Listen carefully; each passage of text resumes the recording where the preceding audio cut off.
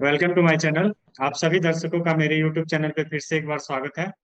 आज हमारे साथ एनआईटी जमशेदपुर से निशु जुड़ रही है, जो कि प्रेजेंटली वहाँ पर पावर सिस्टम एंड इंजीनियरिंग में अपना एमटेक परस्यू कर रही है। और साथ ही साथ वो वहाँ की ट्रेनिंग एंड प्लेसमेंट सेल की कोऑर्डिनेटर भी है। तो हमें प्लेसमेंट रिलेटेड स्पेसिफिक जानकारी भी मिल पाएगी। तो वीडियो शुरू करने से पहले आप सभी दर्शकों से मेरा एक रिक्वेस्ट है कि अगर आप इस चैनल पे नए हैं तो प्लीज चैनल को सब्सक्राइब करें। और साथ ही अगर किसी दूसरे कॉलेज की एमटेक रिव्यू जानना हो तो मैंने वीडियो के डिस्क्रिप्शन बॉक्स में एमटेक कॉलेज रिव्यू नाम के प्लेलिस्ट से एक लिंक दे रखा है। तो उस लिंक में जाके आपको जिस भी कॉलेज का रिव्यू देखना हो तो आप देख सकते हैं।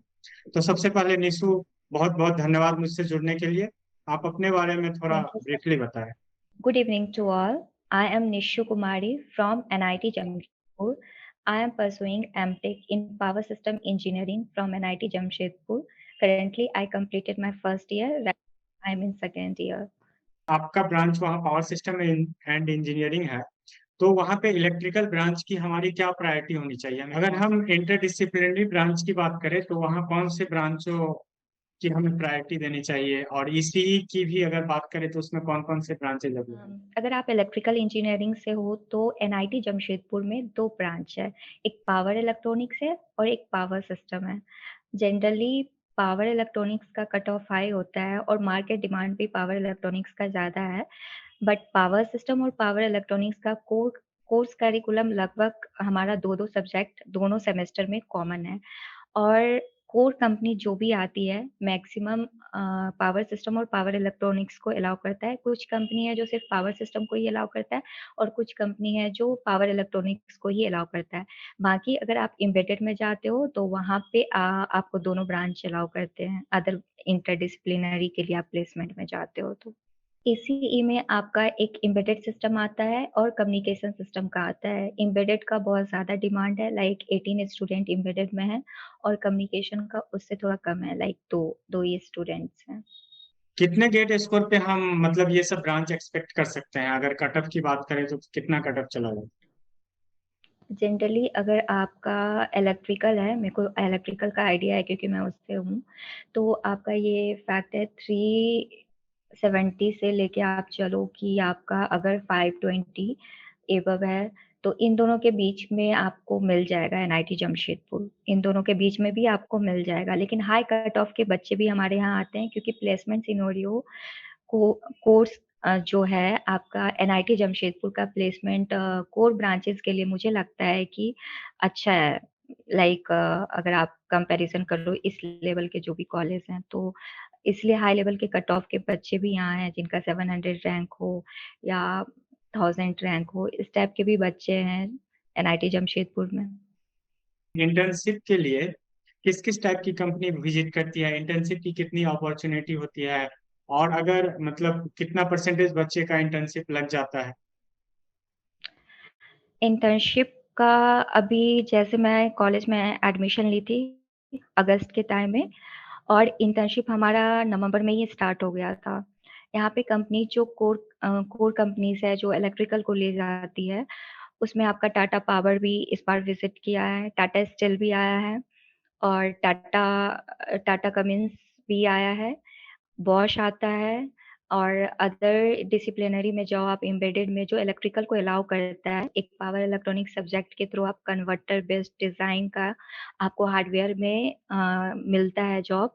तो उसमें आपका इन्फिनियन हो गया, मार्वल हो गया, फिर क्वालकॉम हो गया, इंटेल हो गया, ऐसी कंपनीज हमारे यहाँ विजिट करती है। ये कुछ नाम है जो मुझे याद है, बाकी और भी कंपनीज हैं जो इंटर्नशिप के लिए आता है। अगर दूसरे ब्रांच की भी लाइक मैकेनिकल सिविल इन सबों की बात करें तो उसका इंटर्नशिप का क्या सीन है? यहाँ पे सबसे अच्छा अगर आप लेके चलो कि इंटर्नशिप किसका लगता है और पैकेज किसका है होता है, तो वो एम्बेडेड का है। फिर सेकंड में आप इलेक्ट्रिकल का लेके चलो, फिर मैकेनिकल का उसके बाद है। मैकेनिकल में मर्सिडीज के लिए मर्सिडीज आया था, क्वालकॉम उन लोग को भी अलाउ मिला था, बजाज हो गया, टाटा स्टील हो गया, और फिर आपका टाटा कमिंस, ये सारी कंपनी मैकेनिकल को भी अलाउ करती हैं। बहुत मतलब आप मैकेनिकल और इलेक्ट्रिकल का डाटा लेके चलो तो बहुत सारी कंपनी है जो कॉमन है। जिसमें आप बैठ सकते हो। सिविल का थोड़ा कम है और सीएस का भी जितना और कॉलेज में है उसके अकॉर्डिंग थोड़ा कम है, बट प्लेसमेंट्स यहाँ लगभग सारे बच्चों का लग जाता है। ये रेशियो है अगर आप ब्रांच वाइज स्पेसिफाई करो तो।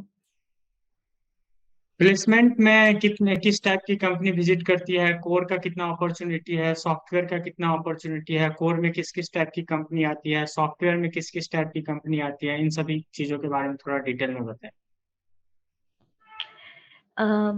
कोर में जनरली जो भी आता है इलेक्ट्रिकल के लिए, वो सबसे पहले हमारे कॉलेज में इंटर्नशिप के टाइम में टाटा कमिंस आया था, नवंबर में ही आया था और मैं टाटा कमिंस में ही मेरा इंटर्नशिप लगा है।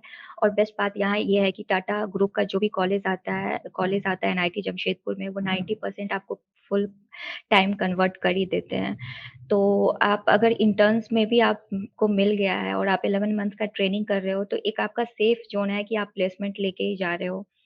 आपका 95% चांसेस है कि टाटा ग्रुप जो भी आया है एनआईटी जमशेदपुर में एमटेक के लिए, उनका प्लेसमेंट फुल मिल ही गया है। फिर बॉस है उसके बाद जिसमें मिल जाता है, एल्स्टॉम है, एल्स्टॉम की कंपनी है, लोकेशन इसका हमारे कॉलेज से तो बिहार अभी दे रहा है। और फिर आपका टाटा मोटर्स हो गया, टाटा मोटर्स का पुणे लोकेशन के लिए जनरली वैकेंसी रहता है। और फिर ये हमारे कोर के अकॉर्डिंग जो इलेक्ट्रिकल के बच्चे बैठते हैं, ये सारी कंपनी है। उसके बाद एम्बेडेड में बैठते हैं। एम्बेडेड में जनरली एम्बेडेड का सारी कंपनी हम लोग को अलाउ करती है।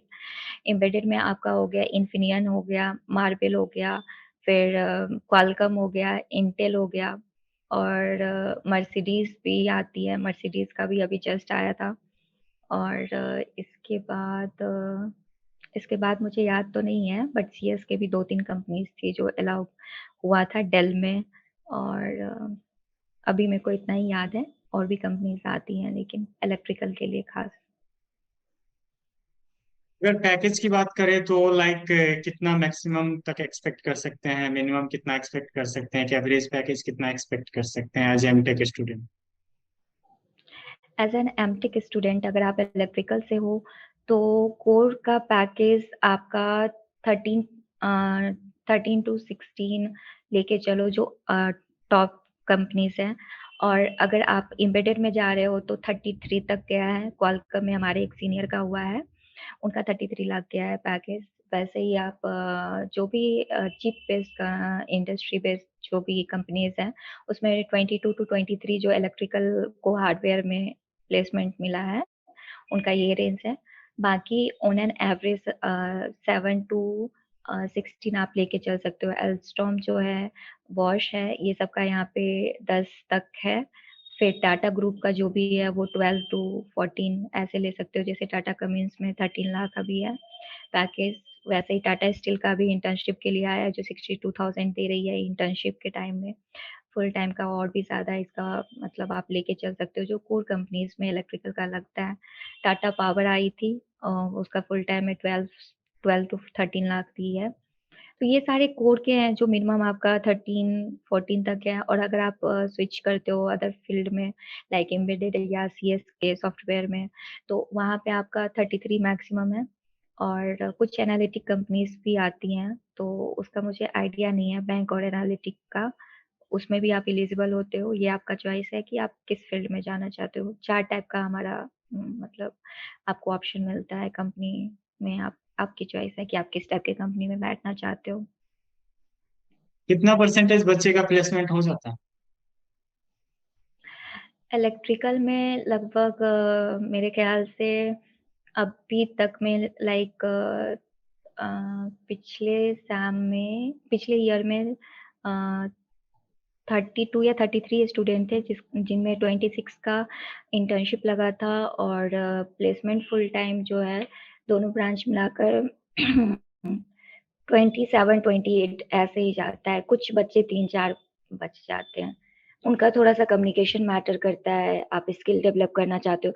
कुछ बच्चे होते हैं जो आप यहाँ आने के बाद भी गवर्नमेंट जॉब का ही तैयारी करते हैं। एकेडमिक स्ट्रेस वहाँ किस टाइप का है? फिर मीन्स अगर हम पढ़ाई के साथ साथ किसी और चीज की प्रिपरेशन करने का सोच रहे हैं तो हम कर पाएंगे या नहीं? फिर क्लास का, प्रोफेसर क्लास का क्या क्वालिटी होता है? तो इन सभी चीजों के बारे में थोड़ा हाँ, अगर आप एनआईटी जमशेदपुर में हो तो यहाँ के प्रोफ़ेसर काफ़ी सपोर्टिव हैं।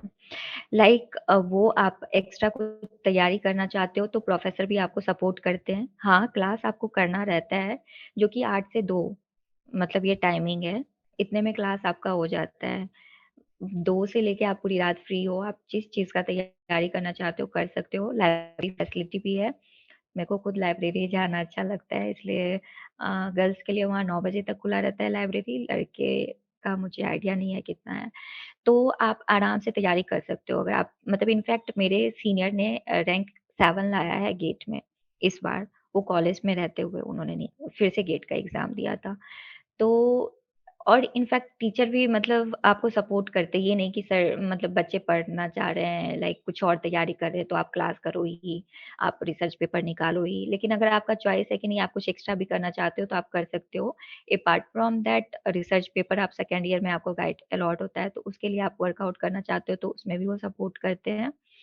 तो ये चीज़ यहाँ का बेस्ट है कि आपको फैकल्टी बहुत सपोर्टिव है। और पढ़ाई का क्वालिटी भी आपका यहाँ पे 5 सब्जेक्ट्स हैं जो अभी करंट ट्रेंड्स मार्केट में चल रहा है, उस टेक्नोलॉजी बेस्ड ही यहाँ का आपका कोर्स करिकुलम है। प्रोफ़ेसर की लेक्चर की क्वालिटी अच्छे होते हैं, बेशक अच्छे होते हैं, सब आईआईटी से पीएचडी क्वालिफाइड फैकल्टी होते हैं, एक्सपीरियंस भी अच्छा है और वो जितना पढ़ाते हैं एग्ज़ाम में बेसिकली उतना ही आता है। तो अगर आप सेमेस्टर पॉइंट ऑफ व्यू से देखो तो उम, वो काफ़ी है जितना एक चीज़ है, उन्होंने जितना पढ़ाया वो उतना ही सेमेस्टर एग्ज़ाम्स में देते हैं। और एक्स्ट्रा कुछ बर्डन नहीं रहता है। एक्स्ट्रा में वो आपको सपोर्ट ही करते हैं कि आप प्लेसमेंट का तैयारी करो, आप गवर्नमेंट जॉब का तैयारी करो, बिल्कुल आपको जितना हेल्प चाहिए हम हेल्प करेंगे। तो मेरे को बेस्ट चीज़ एनआईटी जमशेदपुर का ये लगता है कि फैकल्टी बहुत सपोर्टिव है यहाँ और सेकंड थिंग सर, प्लेसमेंट अच्छा है यहाँ। अटेंडेंस का क्या सिनारियो है वहाँ पे? क्लास करना कंपलसरी होता है या फिर? हाँ, ये चीज़ है कि आपको क्लास करना पड़ेगा 7 पॉइंट जो भी 75% अटेंडेंस क्राइटेरिया है, तो उतना आपको कल क्लास करना पड़ेगा। क्लास की टाइमिंग बहुत ज़्यादा नहीं है, इसलिए आपके पास काफ़ी टाइम बच जाता है, तो ये नहीं लगता है कि आप क्लास ही कर रहे हो दिन भर। ओवरऑल कैंपस लाइफ का कैसा एक्सपीरियंस रहा है? हॉस्टल कैसा है? मेस कैसा है वहाँ का? और भी क्या-क्या फैसिलिटी में आपका क्या एक्सपीरियंस है? ओवरऑल कैंपस के अंदर आपको सब चीज़ फैसिलिटी अवेलेबल है। हॉस्टल हॉस्टल का आप निशु कुमारी के नाम पे मेरा भी चैनल है, आप वहाँ जाके देख सकते हो। हॉस्टल का मैंने वीडियो डाल रखा है, गर्ल्स हॉस्टल का और कैंपस का भी डाल रखा है मैंने। और फेस्ट वगैरह यहाँ होता रहता है, साल में 2 फेस्ट होता है आई थिंक और बाकी लाइब्रेरी है, मेस का खाना भी अच्छा है और मेरे को तो सही लगता। सब कुछ सिस्टमैटिक है, आपको जितने बजे मेस में खाना मिलना होगा उतने बजे ही मिलेगा। खाने का क्वालिटी भी अच्छा रहता है, आपको स्नैक्स मिलता है, लंच, डिनर ब्रेकफ़ास्ट सब कुछ मिलता है। हाँ, क हर दिन का अच्छा नहीं होता है, मेस का तो मतलब रहने के बाद सबको पता है कि हर दिन का तो अच्छा नहीं मिलता है, 1-2 दिन अच्छा नहीं भी मिलता है, बट मोस्ट प्रोबेबली 80% इतना मिलता है कि आप खा सकते हो। और बाकी आपको गेम खेलने का शौक है तो फील्ड भी है हमारे यहाँ हॉस्टल में भी बैडमिंटन कोर्ट वगैरह ये सब पास में ही है। फिर आपको लगता है कि कुछ पॉइंट आप और ऐड करना चाहो तो आप ऐड कर सकते हो। मैं जनरली जो भी लाइक मेरे को तो सही लगा मेरा चॉइस ये नहीं था कि मैं डिसाइड करके गई लेकिन जब मैंने जो भी मेरा रैंक था उसके अकॉर्डिंग मैंने रैंडमली फिल किया था ये कॉलेज लेकिन मेरे को कॉलेज जाके और ज़्यादा अच्छा लगा जितना मैंने एक्सपेक्ट किया था उससे भी ज़्यादा अच्छा मेरे साथ हुआ क्योंकि मैं अगस्त में गई थी और मेरे को इंटर्नशिप नवंबर में ही मिल गया था तो मेरे को उसका प्लेसमेंट का टेंशन दूर हो गया। टाटा ग्रुप में लगा तो फिर और मेरा गैप भी था अच्छा खासा, तो मेरे को बहुत खुशी हुआ था और अभी तक में जो भी आए हैं सब अच्छी कंपनी आ रही है, तो मेन मोटो तो कॉलेज में जाने का ये होता है कि आप साइड से कुछ प्रिपेयर भी कर सको, आपका जॉब लग जाए और सेमेस्टर का प्रेशर कम हो और अच्छे मार्क्स भी आ जाएँ। तो ये चीज़ मेरे को वहाँ सही लगता है, ये सारी चीज़ें मुझे वहाँ फ़ील हुआ, तो मेरे को तो ये कॉलेज सही लगता है मेरे रैंक जितना था उसके अकॉर्डिंग बेस्ट लगा मेरे को। और मैं प्रेफर करूंगी कि आप लोग एनआईटी जमशेदपुर, अगर इस रैंक के बीच में आप एग्जिस्ट करते हो तो इलेक्ट्रिकल के लिए आप जा सकते हो। Thanks Nishu for joining me. Okay, thank you. अगर अगर आप सभी दर्शकों को और भी कोई इन्फॉर्मेशन चाहिए हो तो आप वीडियो के कमेंट बॉक्स में पूछ सकते हैं। मैं और निशु दोनों टाइम अवेलेबिलिटी के हिसाब से रिप्लाई करने का कोशिश करूंगा। आप सभी दर्शकों को वीडियो देखने के लिए बहुत बहुत धन्यवाद।